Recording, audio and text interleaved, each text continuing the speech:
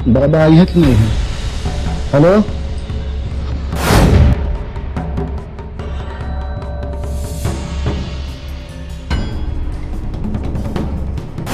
ये भारतीय जहाजों पर ईरान के ड्रोन हमले हुए हैं। झूठ की एक हद होती है।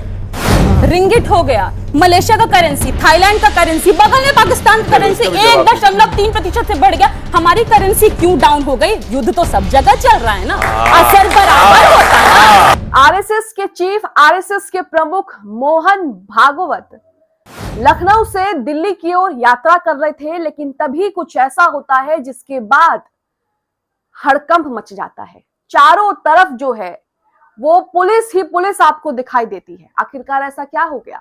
आपको बता दें कि मोहन भागवत आरएसएस के चीफ हैं और अक्सर मोहन भागवत अपनी विचारधारा, अपने बयानों, अपने स्टेटमेंट को लेकर सुर्खियां बटोरते रहते हैं। हुआ क्या कि मोहन भागवत इतनी ज्यादा सुरक्षा के बावजूद, चाक चौबंद के बावजूद जो है लखनऊ से दिल्ली की ओर जो है वो यात्रा कर रहे थे, लेकिन इसी बीच खबर आई कि बीच रास्ते में उनकी ट्रेन पर जो है वो पथराव हुआ, जिसमें ट्रेन का एक शीशा जो है वो डैमेज भी हो गया है और उसी बीच जो है हड़कंप मच गया। बड़े बड़े पुलिस के अधिकारी वहां पर पहुंच जाते हैं, 6 टीमें वहां पर पहुंच जाती हैं पुलिस की, यहां तक की सीसीटीवी फुटेज खंगाली जाती हैं। तमाम जो अधिकारी है वो जांच पड़ताल में लग जाते हैं। हालांकि इसके पीछे कौन है, इस घटना को अंजाम किसने दिया है, उस शख्स का नाम क्या है, ये चीजें अभी तक सामने नहीं आई हैं। और इसमें मोहन भागवत जो है वो बिल्कुल सही सलामत है, उन्हें कुछ भी खरोच जो है वो नहीं आई है। लेकिन यही कोई दूसरा शख्स होता या फिर जो आम पब्लिक ट्रेन में ट्रैवल कर रही है, वो किस तरह से लगातार ही जो है वो घटनाओं का सामना करती है, उसे लेकर तो कोई जांच पड़ताल जो है वो नहीं की जाती। फिलहाल मोहन भागवत को लेकर क्या खबरें आ रही हैं, इसी बीच आपको दिखाएंगे कि देश का मीडिया कितना गिर चुका है, किस तरह से अपने आप को साफ दिखाने के लिए, जिसकी वो चाटुकारिता करते हैं सरकार, उन्हें साफ दिखाने के लिए इल्जाम किसी पर भी डाल देते हैं। तो क्या कुछ चल रहा है इस खबर में आपको दिखाएंगे। नमस्कार, आप देख रहे द लाइव टीवी और मैं हूं आपके साथ Munmun Rahman. The live TV, सच सबसे आगे। तो यहाँ पर मोहन भागवत जो है वो स्वर्ण शताब्दी एक्सप्रेस से लखनऊ से दिल्ली की ओर यात्रा कर रहे थे, तो ट्रेन पर जबरदस्त पथराव कर दिया गया। मोहन भागवत को किसी भी प्रकार का कोई नुकसान नहीं पहुंचा है, क्योंकि जिस ट्रेन में वो यात्रा कर रहे थे, जिस रूट पर उनको यात्रा करनी थी, उस पर पहले से ही चाक चौबंद थी। तो सवाल ये है कि वहां पर आखिरकार इस तरह की घटना को कौन कैसे अंजाम दे सकता है, क्योंकि मोहन भागवत कोई छोटी मोटी हस्ती तो है नहीं। मोहन भागवत जब लखनऊ से दिल्ली की ओर यात्रा कर रहे थे, तो उस पर जिस ट्रेन से वो यात्रा कर रहे होंगे, जो रूट उनका होगा, उस पूरे रूट और ट्रेन पर जो है वो नजर रखी जा रही होगी।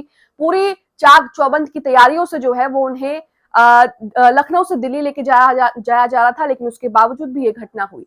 ट्रेन जब कानपुर से दिल्ली की ओर जा रही थी, तभी फिरोजाबाद रेल खंड के मक्खनपुर स्टेशन को पार करने के बाद रसूलपुर दक्षिण थाना क्षेत्र की सीमा पर पेमेश्वर गेट के पास अचानक ट्रेन पर जो है वो पत्थर फेंके गए। अब यहाँ पर पूरे मामले पर पुलिस क्या खुलासा कर रही है, किसने पत्थर फेंके हैं और किसने ये सब किया है, ये देखिए यहाँ पर लिखा है कि थाना रसूलपुर पुलिस टीम द्वारा स्वर्ण शताब्दी एक्सप्रेस ट्रेन पर पत्थर मारकर यात्रियों की जान जोखिम में डालने वाले 2 बाल अपचारियों यानी कि 2 नाबालिग को, यानी कि बच्चे हैं, उन्हें हिरासत में लिया गया है और जो है उनको कोर्ट भी किया जा रहा है। तो यहाँ पर आप देख रहे हैं, हालांकि जहां पर ये घटना हुई उसके बाद परसेप्शन जो है वो ये बनाया जाता है कि नहीं भाई कोई मुसलमान ही होगा जिसने जो है वो पत्थरबाजी करी है, लेकिन यहाँ पर हो सकता है 2 बच्चे जो हैं वो खेल रहे हो और गलती से बॉल जो है वो ट्रेन के शीशे में जा लगी हो, तो ये भी हो सकता है। अब इसी बीच साध्वी जी का एक वीडियो वायरल हो रहा है। हमने आपको पिछले दिन ही दिखाया था कि किस तरह से जो बवाल बीफ एक्सपोर्ट पे, मटन एक्सपोर्ट पर होता है, वो मछली एक्सपोर्ट पर भी किया जा रहा था। कुछ मुसलमान मछली लेकर जा रहे थे और उसके बाद उनको रोककर उनकी पिटाई की गई, उन्हें धमकी दी गई। लेकिन यहाँ पर साध्वी जी क्या कर रही हैं? साध्वी जी तो खुद ही मटन खा रही हैं। ये वीडियो जरा आप देखिए, जिसमें साध्वी जी बड़े मजे से चटकारे लेकर क्या खा रही हैं, उनकी थाली में क्या है, देखिए। कुछ लोग आ रहे हैं, 10 रेडी करे। बाबा आई है कि नहीं है? हेलो। हाँ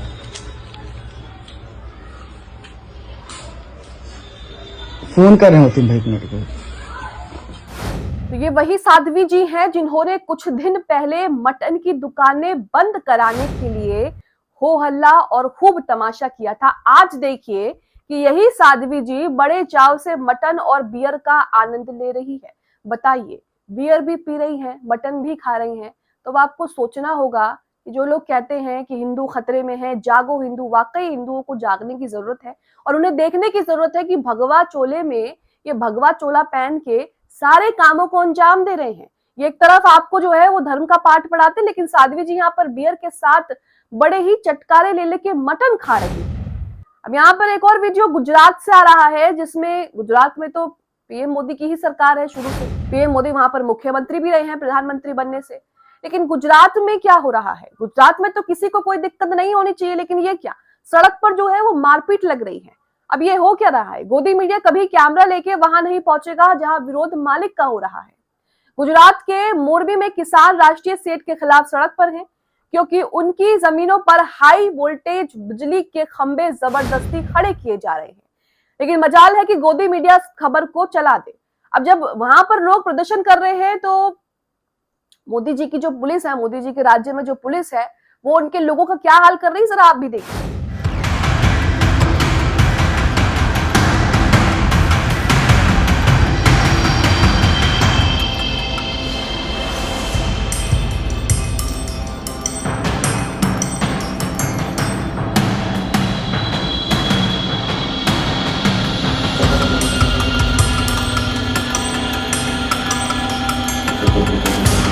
यहाँ पर आपने देखा कि गुजरात में जो है वो क्या हो रहा है, किस तरह से मोदी जी की पुलिस जो है, जिनसे मोदी जी हाथ जोड़ जोड़कर वोट लेते हैं, उनका क्या हाल है।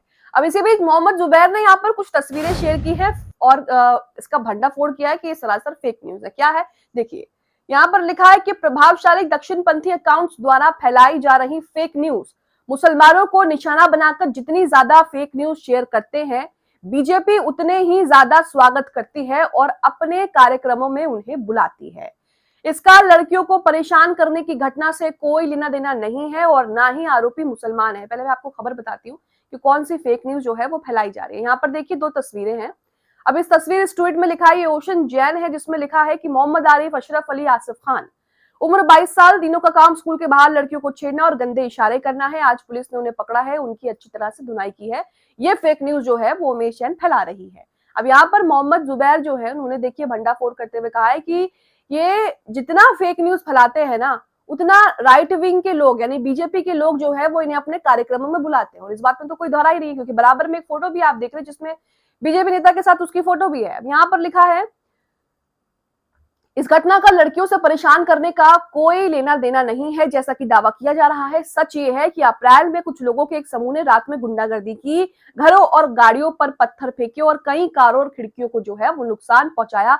पुलिस ने 3 आरोपी, अब इनके नाम ध्यान से सुनिए, पुलिस ने 3 आरोपी किशन, विकास और रमेश को गिरफ्तार किया और उन्हें उसी जगह ले गई जहां घटना हुई थी। तो ये वही का सीन है। अब आप देखिए कि फेक न्यूज को कैसे परोसा जाता है आप लोगों के सामने। अगर कोई इनोसेंट बंदा देख रहा होगा तो उसे पता ही नहीं लगेगा कि ये हो क्या रहा है। अब ये जो लड़की न्यूज फेक न्यूज फैला रही है, इसमें देखिए, had a wonderful time meeting Sudhir भैया, और कोई यहाँ पर दूसरे शख्स भी हैं। तो यहाँ पर आप देख सकते हैं कि किससे किसके ताल्लुक है और फेक न्यूज जो है वो क्यों फैलाई जा रही है। एक वीडियो भी यहाँ पर शेयर उसने किया है जिसमें उन लड़कों की पिटाई हो रही है। हालांकि ये लड़के तीनों मुसलमान नहीं है और ना ही इन्होंने कोई लड़की छेड़ी है, इन्होंने कोई वारदात की थी जिसके बाद पुलिस ने जो है वो इनकी धुनाई की है। आप वीडियो भी अपनी स्क्रीन पर देख रहे हैं। तो ये हाल है, क्योंकि काम तो देखिए इस देश में है नहीं, पढ़ाई लिखाई हो नहीं रही है, ना ही किसी को नौकरी मिल रही है, तो करेंगे क्या? यही सब करेंगे, क्योंकि इसी सब से घर चल रहा है। अब यहाँ पर देखिए किस तरह से ये कहा जा रहा है कि भाई इंडियन नेवीज पर जो हमले हुए हैं वो अमेरिका ने नहीं, ईरान ने किए हैं, जिसके बाद सुधीर चौधरी ने अपना आपा खो दिया। और एंकर किस तरह से लताड़ लगा रहे हैं, किस तरह से क्लास लगा रहे हैं, जरा आप कि इन्होंने अपने हेलफायर मिसाइल से फायर किया है हमारे जहाज के इंजन पे। नॉर्मली ऐसी कोई हरकत करने के पहले वार्निंग दी जाती है। तो ये डिफेंस एक्सपर्ट बने बैठे हैं जो कह रहे हैं कि ईरान ने हमला किया है, अमेरिका ने नहीं किया है, क्योंकि अमेरिका को तो मोदी जी जो है वो थैंक यू बोल रहे हैं। तो अब कुछ ना कुछ तो भाई डिफेंस में कहना ही पड़ेगा, तो ईरान पर डाल देते हैं। जैसे कि ईरान जो है उसको तो कुछ पता ही नहीं है, लेकिन एंकर ने यहाँ पर पोल खोल दी और आप सुनिए एंकर क्या कहते हैं। ये भारतीय जहाजों पर ईरान के ड्रोन हमले हुए हैं। झूठ की एक हद होती है। तो मतलब भारतीय विदेश मंत्रालय वो गलत बुला रहे हैं। Deputy chief of the mission को बुलाकर ऐतराज जो दर्ज करा रहा था भारत, वो गलत करा रहा था। ईरान ने हम पर हमला कर दिया, मतलब चोरी और सीनाजोरी। ऊपर टिकर भी चल रहा है कि 3 भारतीयों को मारा, यूएस को जवाब करारा कब देंगे इसका इंतजार तो पूरा देश ही कर रहा है। इसी बीच एंकर जब घर से अपना होमवर्क नहीं करके आता है, जब उसे ये नहीं पता कि देश में क्या चल रहा है सिवाय चाटुकारिता के, और तब कोई ऐसा आ जाए जिसे आपसे ज्यादा ज्ञान हो, तो क्या होता है डिबेट में। इस डिबेट को आप देखिए। जैसा कि प्रदीप भंडारी जी ने कहा कि दूसरों के कंपैरिजन में अगर हमें महंगाई का शॉक कम लगा है, अगर हमने बहुत दिन तक बफर रख के कोई एनर्जी क्राइसिस लॉकडाउन नहीं लगाया है, तो थोड़ा सा तो पीठ थपथपाना बनता है। बॉस, देश अपना ही है। बंगाल चुनाव तक पेट्रोल का दाम नहीं बढ़ता है, चुनाव जैसे ही खत्म होता है पेट्रोल का दाम कोई बढ़ बात जाता नहीं, है। चुनाव और के बहाने ही सही, राहत तो आपको और मुझे मिली ना। दूसरे देशों से तुलना कर रही है, मैं वहां भी आपसे आंकड़ों के साथ बात करूंगी। बगल में पाकिस्तान है, खराबी दिखाना होता है तो पाकिस्तान लेके जाते हैं। जर्मनी ऑस्ट्रेलिया का भी दिखाए, बगल में हम बाकी सब का दिखाएंगे आपको। एशिया के सब कंट्रीज का ही देख लीजिए ना। रिंगिट हो गया, मलेशिया का करेंसी, थाईलैंड का करेंसी, बगल में पाकिस्तान का करेंसी 1.3% से बढ़ गया। हमारी करेंसी क्यों डाउन हो गई? युद्ध तो सब जगह चल रहा है ना, असर बराबर होता है। अब इस डिबेट में प्रियंका भारती जो है वो पहुंचती है। एंकर कहते हैं कि भाई बाकी देशों के मुकाबले महंगाई का शॉक यहाँ पर कम लगा है, तो पीठ थपथपाना तो बनता है बॉस। इस तरह की बातें जो है एंकर करते हैं। अब उसके बाद प्रियंका भारती यहाँ पर जो है वो फैक्ट्स एंड फिगर रख देती हैं कि भाई युद्ध का असर बराबर होना चाहिए।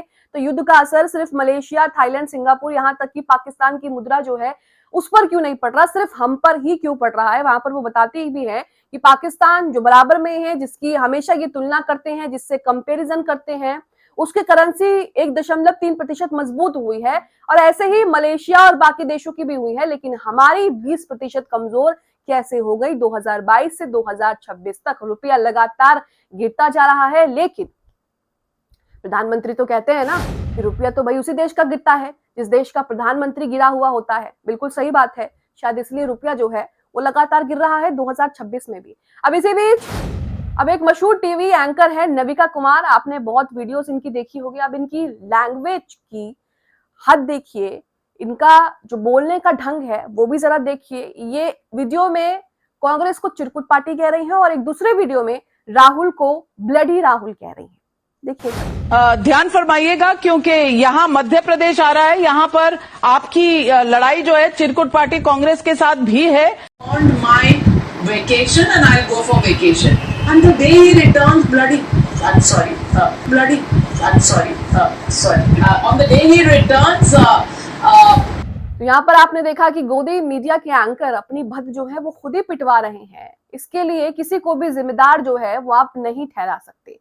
ना तो ये पूरा होमवर्क करके आते हैं और ना ही इन्हें पता है कि नेशनल टीवी पर किस पार्टी के लिए किस तरह की बातें करनी चाहिए, एक रिस्पेक्टफुल आदमी को किस तरह से ट्वीट करना चाहिए। वहीं कोई कांग्रेस का नेता अगर इन्हें कुछ उल्टा कह देगा तो ये हेडलाइन बना देंगी कि हमारे साथ तो लाइव डिबेट में ऐसा कह दिया, ये कह दिया, वो कह दिया। तो यहाँ पर आप देख सकते हैं कि देश में जो पत्रकारिता है, टीवी जर्नलिज्म है, उसका स्तर क्या हो चुका है। अब कमेंट बॉक्स में अपनी राय जरूर दें। द लाइव टीवी, सच सबसे आगे।